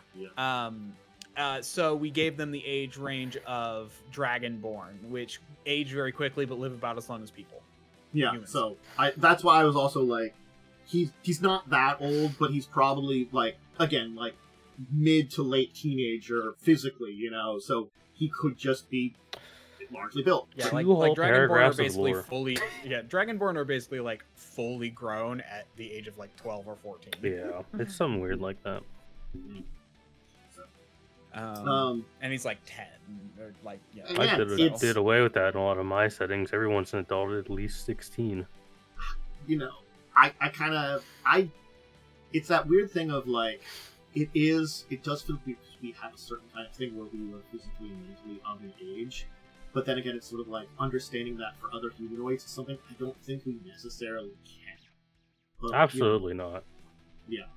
Right, you got like things that live like 1,000 years in these games. I don't know what that's like. I can't tell you how old. Like, what do I equate a 200-year-old elf to in human years? I don't fucking know. And that's the other thing too. Is sort of like we can say like, oh, maybe this thing matures physically quicker. Does it mature mentally as quick? I don't know. We don't know how their brains work. You know, like certainly things like elves. Yes, they're physically mature. Like all in their I know mid-20s, is if you're but a like small they're not size... considered an adult to like 100, you know? All I know is if you're a small-sized creature, that's the perfect size for throwing. Yeah. I don't care what age range you're at. If you attack me and you're a small-sized creature, you're getting thrown. But, you'll find out what's going on with your brother. There's a little bit more there. I know what directions of votes. I'm wishing... Was that Snake Man the dragon? Yes. Okay. I figured. I figured that was that goddamn dragon. Yes. He follows me too much. Get him away from me. Look, everybody else was busy. They had to have someone show up. I was expecting to talk to, like, the child god again. Not him. Mm-hmm. I did think about it, but then I thought it would be more interesting. She's probably busy. She is She has stuff to do. She has more important shit to do. She is a minor god, and probably has a bunch of minor god things to do. Yeah. So that'll be interesting. I did play a little tabletop sim this week. I can say that. I forgot. I also did that. Technically, like last week, but still. Yeah, I played. I played Ticket to Ride. We did the York one. With, That's a good one. With Joseph and his fiancée. The three of us played together. Okay. It was a close game. Apparently he's 6 years old. Oh, he's 6? I thought he was a little older than that. Because it was when I was 10, it happened, and then when you're I was 16. Technically, we've been running around for a while, so I think I'm 17 now. You're a child. All right. He's maybe slightly shorter than that. Anyway, he's I always tall forget for that his age. you and Joe's characters are very young. Yeah. Well, I know, well, Ada acts like a teenager at least a lot of times, and I assume like Ada's like physically mature for her species, but acts very much sort of like unmature. Yeah. So not like adult mentality first, and then like Joe's character, I don't know what age he is, but no, I do forget that sometimes. Yeah, so he probably should be small, but honestly, he could just be medium and not like a tall medium. Like 4 foot tall is medium, you know. That's true. I don't think I actually described physically how he was. We can alter this and make him 8. Who knows? But I don't know. It's not like a Anyway, we'll figure it out. I thought I remembered the details correctly, but maybe I forgot some. Sort of like I thought he was like 10, but when looking back at it, it's like, no, I was 10 when it happened, which makes it. Yeah. Anybody else do anything tabletop related this week? I played Magic, on Tabletop Sim. Yeah. We did a weird kind of draft where you take, instead of like a normal draft, you just make like 3 piles of cards and you pull from those piles. Ooh. I forget what it's called. It's like an actual draft term. I don't remember. We put an alpha pack in there, like a super old legacy pack. Chaos draft or something? Something like that. I won because I somehow made a functional deck, despite all 3 of us going for vehicle decks because we were doing Kamigawa. So I only had 1 vehicle, and if it died, I would have had nothing. But I had not realized, because I hadn't seen them in a long time, how broken the first edition of Magic is. Oh my god. The first couple editions of Magic had no balance to them. I drafted a fucking orb that's like, oh, you can only your opponents can untap 1 mana per turn now. Oh yeah, Winter Orb. Like, what is this shit? Is this bullshit? Doesn't Winter Orb affect you too? I think it does, because it had like a players can only untap 1 land a turn. But like the thing is, if you are in a good position, you just play that and you're like, I don't need to untap. It's like there's like such little wording on the cards and they're all broken. Yeah, I'm sorry. The last of the sets of 3. It's what we have: Lightning Bolt, Giant Growth. Yeah. And then you have I'm sorry, the blue one, which is draw 3 cards for 1 mana. The white one's gain 3 life. Right. That's not balanced. Nope. The black one was, it's like, it really is like, alpha packs are like what modern day Yu-Gi-Oh is. I think the thing is, Yu-Gi-Oh doesn't have any form of balancing to it, from what I'm learning. Like the early times too, though, with Magic, I think like it balanced with itself to a degree. I can there give wasn't them there. Some leeway because it is the first trading card game, technically speaking. Yeah. That you could actually like play, because I'm pretty sure you can't play baseball cards. There was like, I think, like 1 or 2 earlier ones, but they weren't like really well developed. Like Magic is the first true modern incarnation of a collectible card game. I remember looking up this a little bit too.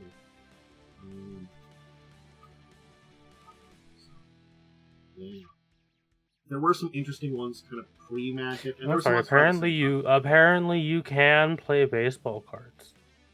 It's an actual functional game. There's a baseball card game. That was played for the early on. It's just so weird. I don't even. I'm guessing, no,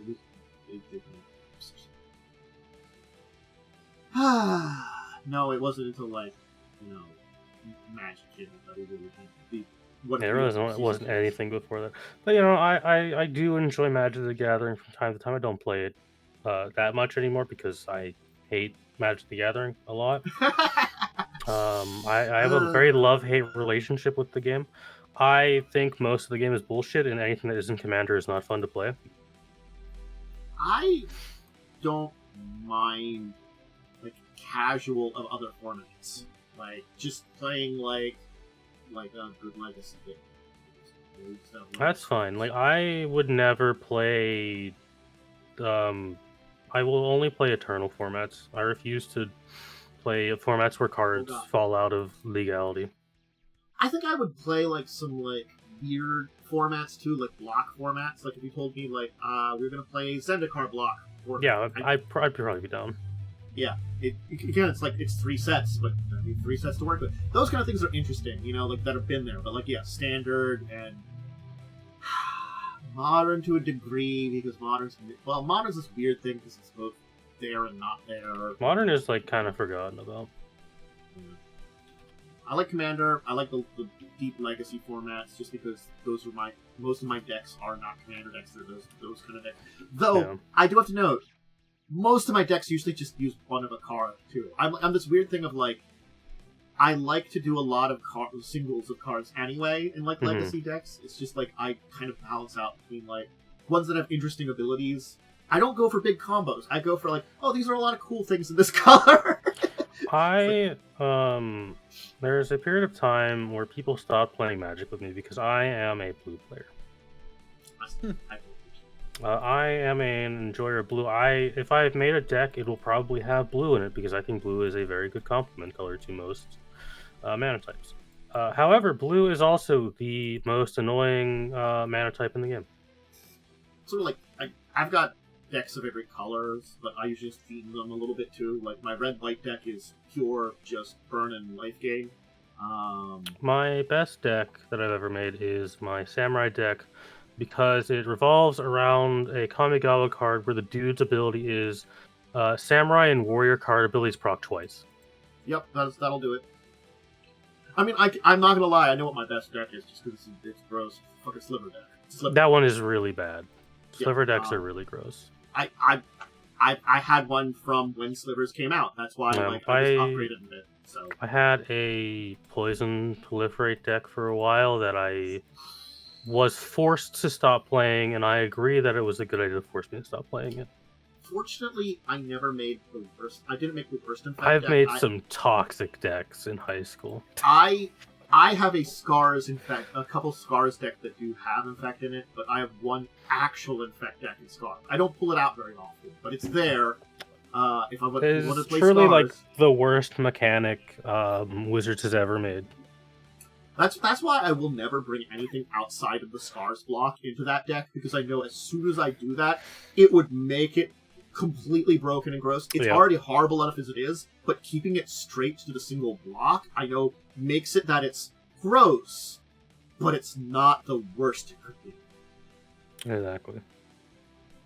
Also, it's a Legacy, because I think I originally built that deck as my pre-release from Scars of Mirrodin deck. Ooh. I got enough green and black Infect creatures to make an Infect deck, and I just upgraded it with the rest of the block. Anyway, not enough Magic talk. I'm getting distracted by it. I did want to bring up one thing that I was thinking about. I talked about at the beginning of the show, before we finish up today. There's one little thing that I thought about, and it was something because we talked about it last week, me and Worm. I bought the Humble that was $18 and get all the big books from the World of Darkness 5th edition stuff. Because I think I had the vampire, at least one of the or two of the vampire books. But I didn't have the werewolf book and the hunter book. And I read into them a little bit and read some reviews. I haven't gone in deep dive. But I'm going to say, I don't like mechanically what they do with vampire. And lore-wise, I think they took some things too far, but I don't think the concepts are bad. Hunter, I'm okay with. They took it Okay. in the direction. They took it in a direction closer to Hunter the Vigil, which means it's not that there aren't people with powers, but most people are normal. People's powers are rare. You can still play one. It's just a different kind of thing than it was in the original Hunter, because everybody was like, become.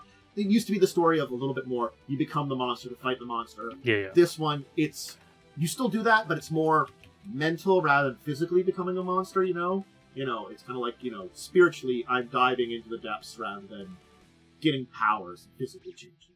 Okay, cool. I don't mind that. Werewolf. They threw out all the lore. Nice. Kind of.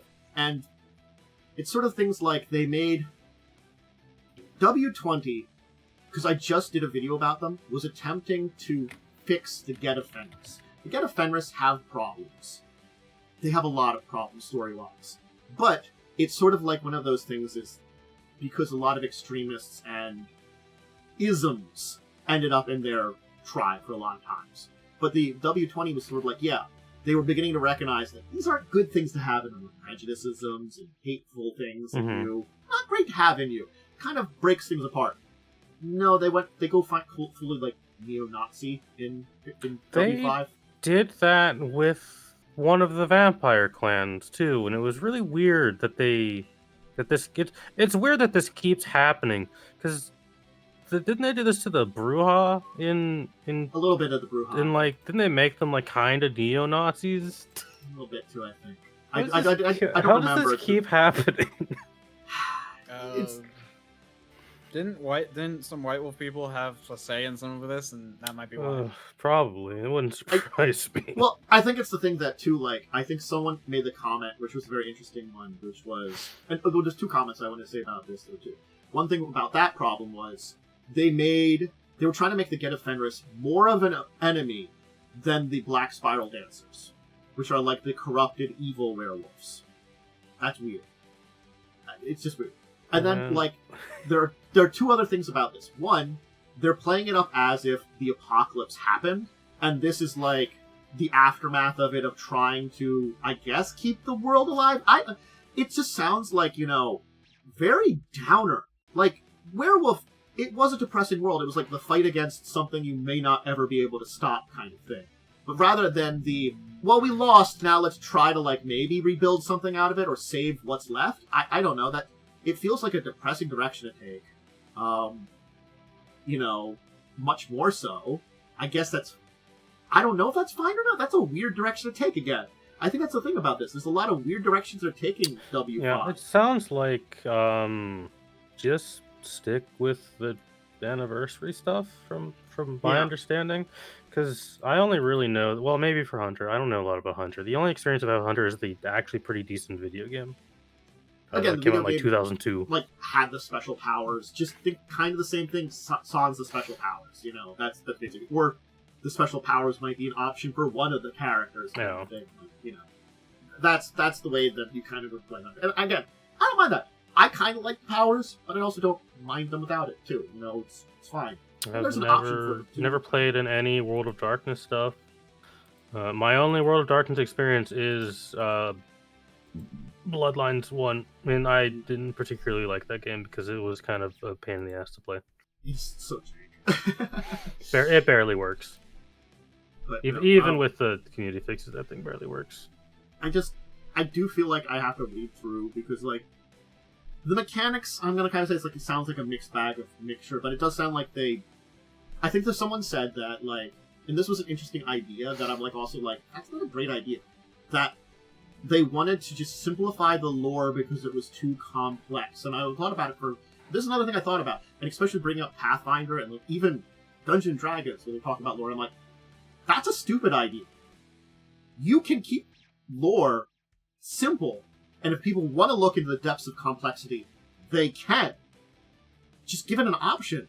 You don't have to, like, have it dumbed down. What are you talking about? I think one of the problems is, and again, I don't know anything about Werewolf. I only know VTM.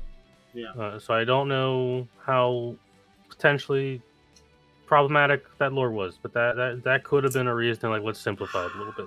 Because at least in Wizard's defense, I have read a lot of old Forgotten Realms lore, and Yeah. it's pretty Tons. bad. To be fair, like, I mean, if you're gonna simplify, you might as well do what Onyx Path did and simplify it in a way that actually works. Or Yes. I like Yeah. the way Onyx Path simplified. it, 'cause I disagree. Sorry. keep they going. got rid of a lot of the changing breed Mhm. stuff. For werewolf. Yeah. It's like there, but they don't like address it in the same way. And again, they don't address it. They don't address changing breed stuff in this one, which is fine because they didn't do that in first edition. They introduced it later on. That's fine. If they introduce it, they do. If they don't, they don't. I think that the other changing breeds are always cool. I really like them, but it's not the core of werewolf. Being a werewolf is the core of being a werewolf. The system, you know. Those are just other weird options. I think the other thing is, the one thing they did do some stuff with lore, and I think it was a good thing, but also kind of this weird thing because I think it's one of those things is they took it and they fixed it, but they took it a little far. They kind of made it that anybody can be part of any kind of werewolf group. Okay, the way that werewolf groups worked before, especially in W20, is their people originated from a certain region, but as time went on, because the bloodlines, and they would adopt other people into their tribes because you could just be other people and join their groups if you proved yourself. People of other places of the world and bloodlines and things ended up in all these other groups. And also, you could be descended from someone. Hey, you know, maybe one of your ancestors came 500 years ago from Scandinavia, you know? Especially if you're in America and stuff like that. Or, like, anywhere in Europe, or, like, anywhere in a lot of places. It's sort of like, the region it comes from. I don't think they got rid of that kind of thing about, like, the ideas of some of these, like, you know, oh, okay, these people are kind of, like, have these kind of Norse traditions, or these people have some kind of, like, you know, kind of Irish traditions, because they're from this region, or something like that. I don't think they got rid of it, but they just, like, I think the way they did it is, like, they made it, like, that, like, you just become part of it, or are adopted. I don't know, it sounds like too simple? I guess that's the way I'm saying it. Like, you could just keep it that, like, you know, I don't know. I just really think I have to, like, sit down and really read it to really understand what the hell they're going on about it. But it's sort of like, I feel like with Werewolf, I'm not gonna like the lore aspect, and I'm not gonna like the mechanics too much. Because the mechanics, I think, are a little simplified, but I want to read up on them to see if they just basically pulled some things out that were really cool about little characters. But maybe that doesn't matter. Maybe it does matter. Kind of like with the frenzy dice for vampire. It's too far. I don't know. Anyway, that'd be fun. Maybe I'll rant about that one of these days when I like really sit down and read all of them. Fully. I'll leave it there because I'm just getting like annoyed at stupid stuff that companies are doing. It made me think about how like I'm kind of a little disappointed in like 5.5 because it's like it's fine but it's just there, or like 6th edition Shadowrun, which is it's fine but it's just there. Honestly, 5.5 will be good when they update it and release the new book. When all the stuff's out, I'm sure it'll be fine. But currently, I have no actual method of judging it because I can't judge its balance when there's only the player handbook out. Yeah, I'm going to agree with that. I mean, most of the changes look fine to me, personally. After having read the book, I'm not saying it's. I'm not saying it. I think it's just fine, but it's sort of different. Like, it's well, it's actually not even that different. It's just like that one just feels a little like, you know, if it's this fine and simple, is it really this necessary? To me, I would have preferred if they didn't do this and just made 6th edition. Yeah, that's kind of where I'm sitting at. Is 5.5 is more different than a lot of other editions. Like that's the thing, is they changed more in this than like the change from 3.5 to 3 to 3.5. It's like a half edition. Yeah, which is what they marketed it as, which is fine. Yeah, I would have just preferred like more, and like if you were gonna commit the time to this, because just do like 60. That's my humble opinion, and it's an opinion not a lot of people share, and I understand that. Yeah, but the reaction would have been the same anyways. Yeah, you're kind of right, but people hate new things. Yep. Yeah. Honestly, I think it's fine. I just think there's a lot of mistakes and poorly thought and things it needed editing, and that's It the needs thing. an errata pass. I've talked with Cell, and we've both discussed that it needed like 1 year of editing and some balance, and then it probably would have been fine. But Yeah, they really wanted it out for the anniversary, I feel like. Yeah. it was marketing and people in charge who basically pushing things. It like already. needed another year, and I think it would have been good. It really did. Yeah, no, I'm literally, that's my opinion. I think the second or third printing will probably be pretty good.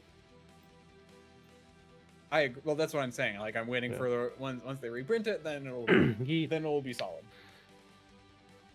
Nice. We'll see how that one goes. I think we'll just kind of see how things go. Again, like When probably when it's all out, I'll run some kind of game of it to give it a proper go. I don't know, maybe we'll see. Again, I'll give a deep read at least of some of the stuff in the Werewolf book just to like get an actual good opinion, because I've read a little bit of it now, but I've also got it too. I can look into it and give my opinion. Always get an informed opinion. Yeah, I feel like that's what I need to do now, because sort of like some of the stuff I've read I haven't liked, and some of the stuff I've heard people talk about I don't like, and it's sort of like I really need to read some of the other stuff on my own to like, because again, like the stuff I've read on my own, I'm like, but it might not be like completely bad. Form your own opinion, and don't hold the opinion of some fucking guy on YouTube. Exactly. We'll leave it there. Thank you for joining us. Thank you for popping in, Momo. And I did that. Discussion topic. I was here.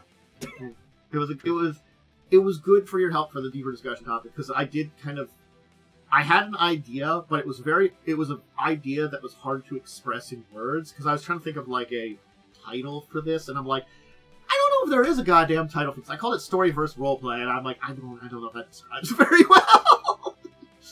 It's fair. Yeah, I mean, it's basically it really is, and if you go back to the player archetypes, it's basically actor versus storyteller. Yeah, I'm trying to figure out a kind of weird balance and all that kind of stuff there. All right. So I guess we'll get running here and stuff. I guess Worm, do you have your shout outs and stuff? Yeah, I'm DiamondWyrm. You can find me on twitch.tv/DiamondWyrm or at DiamondWyrm on Twitter. Yeah. I'll probably stream tomorrow at 10:30 a.m. PST. Momo, do you have anything to throw out here? This will come as a surprise. No, I don't. Actually, I do have a shout out. Y'all should play that new Persona, not Persona game, Metaphor, 'cause it's like pretty damn good. It's Persona, but you play as an adult, and that like makes it so much better that I don't have to play as a high schooler. Yes, I understand. Maybe I'll get to that. I've been enjoying a lot of Elden Ring, and I definitely enjoyed Pi because I popped into. I started the Resident Evil 4 remake last Tuesday. It's a good one. Yeah, no, I don't like Resident Evil 4 very much. Here's the thing I have to say about it so far: its combat is different enough that I kind of struggled to get a hold of it. For a little bit there. Like, I was playing through the first part, and I died a whole lot of times, but I did try to insist on killing the chainsaw guy, which I eventually did. But it did, like, it was kind of me getting used to, like, because the combat feels different, you know? Hey, man, at least it's not Callisto combat like Silent Hill decided to go with.